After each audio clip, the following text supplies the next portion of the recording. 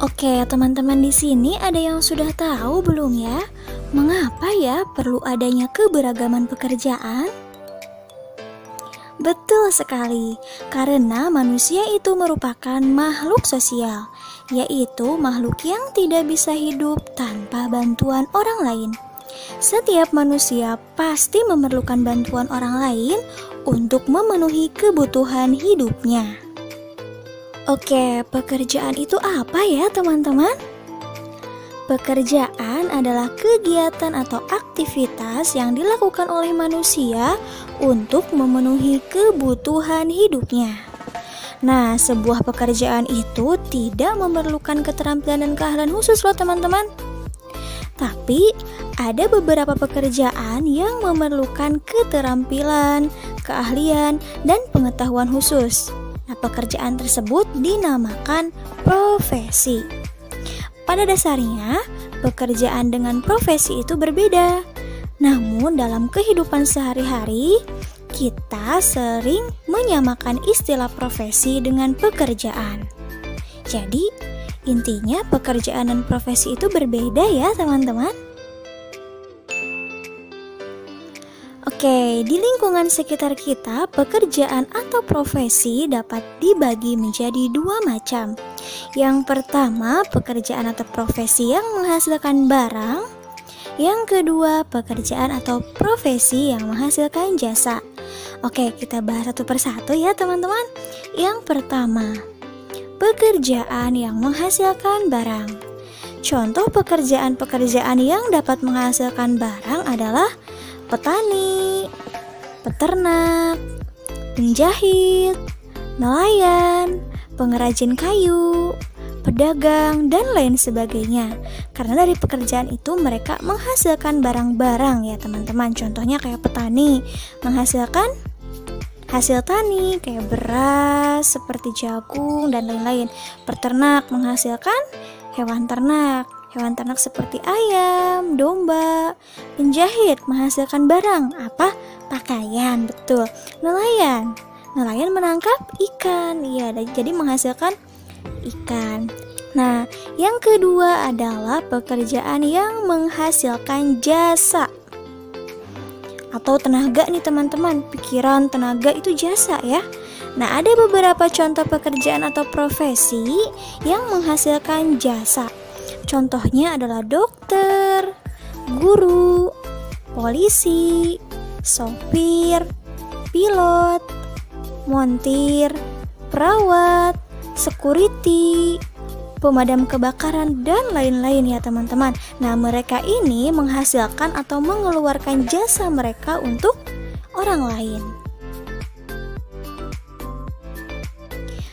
Oke, teman-teman, silahkan perhatikan ilustrasi gambar bagaimana proses pembuatan pakaian mulai dari pohon kapas hingga menjadi pakaian yang layak kita pakai saat ini. Nah, dari proses pembuatan pakaian ini, ada beberapa pekerjaan yang bisa kita kerjakan teman-teman ya. Nah, pekerjaan-pekerjaan itu apa saja? Oke, perhatikan tabel ini teman-teman ya. Nah, dalam proses membuat pakaian ada beberapa jenis pekerjaan.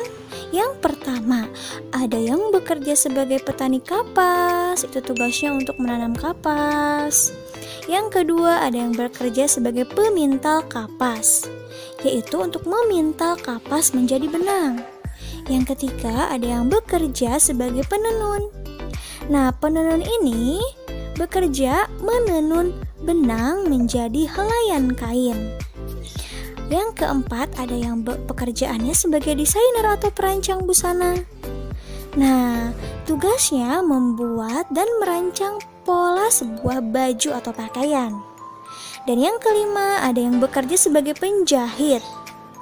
Nah, yang dilakukannya adalah menjahit pola kain menjadi sebuah pakaian. Yang keenam, ada juga yang bekerja sebagai pedagang pakaian teman-teman. Nah, pedagang biasanya memperjualbelikan pakaian. Ada yang memperjualbelikan di toko, di pasar, dan lain-lain.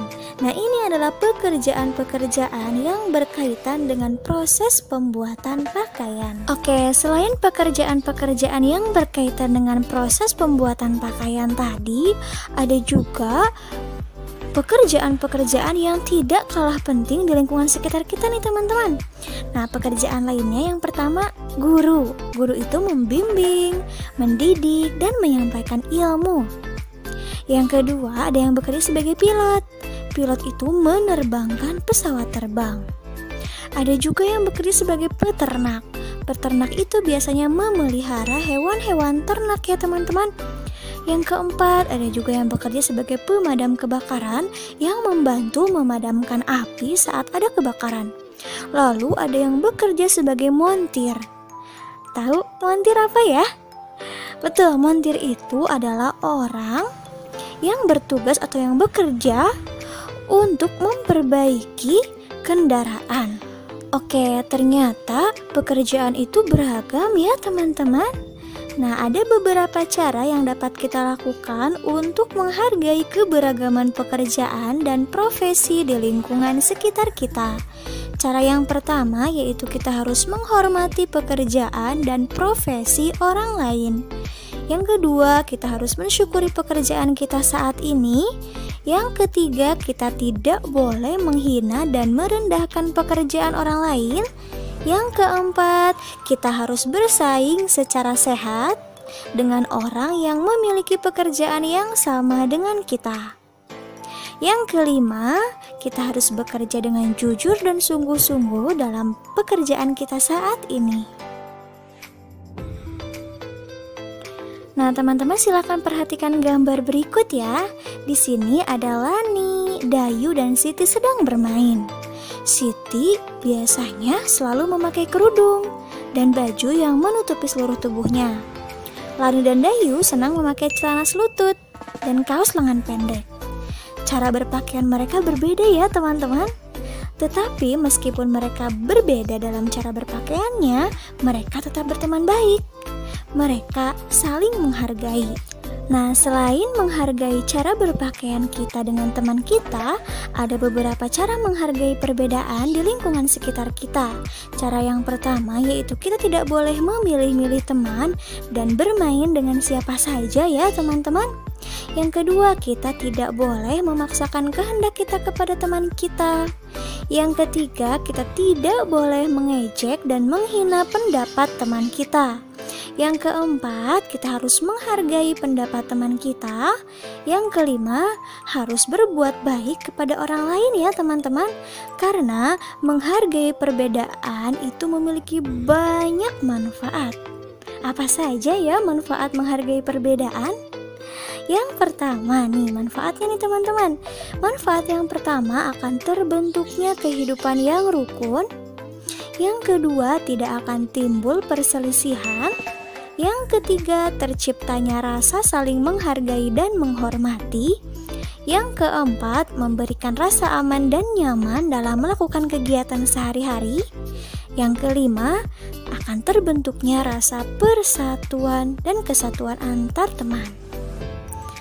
Nah, teman-teman, sikap saling menghargai, saling menghormati sesama, saling menghargai dan menghormati pekerjaan, itu merupakan contoh sikap yang sesuai dengan pengamalan sila ketiga Pancasila yang berbunyi Persatuan Indonesia. Nah, kesimpulan untuk pembelajaran kita kali ini adalah Allah menciptakan manusia dengan berbagai macam perbedaan. Salah satunya adalah perbedaan pekerjaan. Dengan adanya perbedaan pekerjaan, tentu akan memudahkan manusia untuk memenuhi kebutuhan hidupnya. Oke teman-teman Miss Ima, sekian dulu ya kelas online bersama Miss Ima kali ini. Semoga apa yang Miss Ima sampaikan bisa bermanfaat. Nah teman-teman, tetap jaga kesehatan, tetap semangat, dan tetap belajar walaupun teman-teman di rumah ya. Wassalamualaikum warahmatullahi wabarakatuh. Thank you for watching.